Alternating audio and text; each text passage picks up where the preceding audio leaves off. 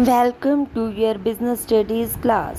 Dear students, आज हम करेंगे organising importance and process chapter के objective type questions. Question 1, under what function of management the relationship between different post is explained. मतलब जब हमने management के 5 फंक्शन किए थे, first planning, organising, staffing, directing, controlling, तो कौन सा फंक्शन ऐसा है जो हमें अलग अलग पोस्ट या पोजीशन के बारे में एक्सप्लेन करता है? That's organizing. प्लानिंग तो what to do, how to do हमें आगे के लिए बता रहा था। कम्युनिकेशन तो डायरेक्टिंग का पार्ट है, कम्युनिकेशन सुपरविजन, तो that's organization. Where lies the need of organization. Organization की ज़रूरत कहाँ पड़ती है? एक बिजनेस ऑर्गेनाइजेशन में या नॉन बिजनेस ऑर्गेनाइजेशन में? Organizing is function of management. ये एक प्रबंध का कार्य है, और जो प्रबंध है वो यूनिवर्सल है, हर जगह लागू होता है। तो इसीलिए ऑर्गेनाइजेशन की ज़रूरत भी both A and B, business organization, non business organization में ज़रूरत पड़ेगी। Next, which organization structure is consciously or deliberately established। कौन सा ऐसा ऑर्गेनाइजेशन स्ट्रक्चर है जो जानबूझकर एस्टेब्लिश किया जाता है? फॉर्मल, इनफॉर्मल, दोनों, ए और बी दोनों, या फिर कोई भी नहीं? अभी कह रहे हैं कि जानबूझकर कौन सा बनाया जाता है? That's only formal. देखो, फॉर्मल वैसे भी जो ऑर्गेनाइजेशन है, ऑर्गेनाइजेशन के द्वारा जानबूझकर बनाया जा रहा है, और इसके अकॉर्डिंग ही मोस्टली जो अपने ऑब्जेक्टिव है हम उन्हें अचीव कर सकते हैं। Which organisation structure is based on rules and procedure. तो रूल्स एंड प्रोसीजर भी फॉर्मल में ही होंगे, इनफॉर्मल में रूल्स एंड प्रोसीजर कुछ भी नहीं होते। Which structure of organization is helpful in locating the inefficient employ. Inefficient employ यानी कि रिस्पॉन्सिबिलिटी फिक्स करने के लिए, अगर हमें लगता है कि कौन इनएफिशिएंटली काम कर रहा है, तो उसके लिए भी हमें फॉर्मल ऑर्गेनाइजेशन का ही सहारा लेना पड़ेगा। Which organisation structure does not have duplication of work. Not have duplication of work, तो फिर वही formal.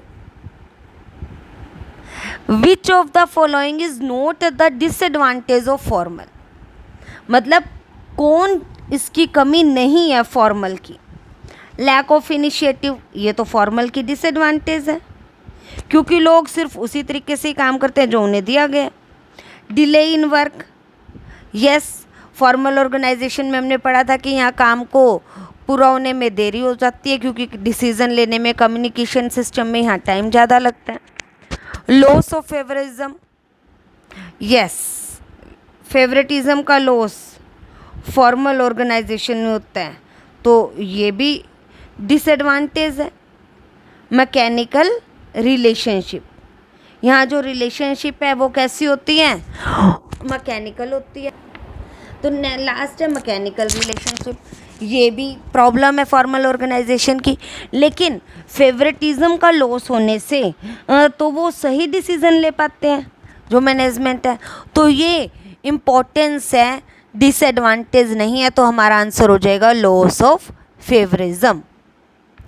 In which organisation structure do we find group norms.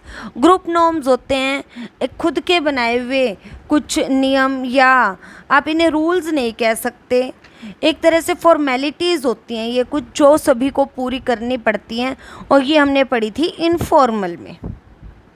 Formal में तो रूल्स, पॉलिसीज़, प्रोसीजर्स होते हैं, लेकिन जो ग्रुप नॉर्म्स होते हैं, एक संगठन, कोई भी ग्रुप, जैसे आप अपने फ्रेंड्स में भी कोई भी नॉर्म बना लेते हो कि हम हर संडे पार्टी करेंगे, या इस तरह का कोई कुछ भी आप फॉर्म सोचते हो, तो that is informal.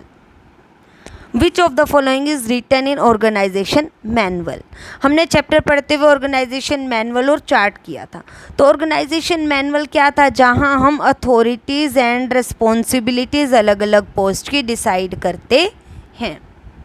Which of the following organization last longer?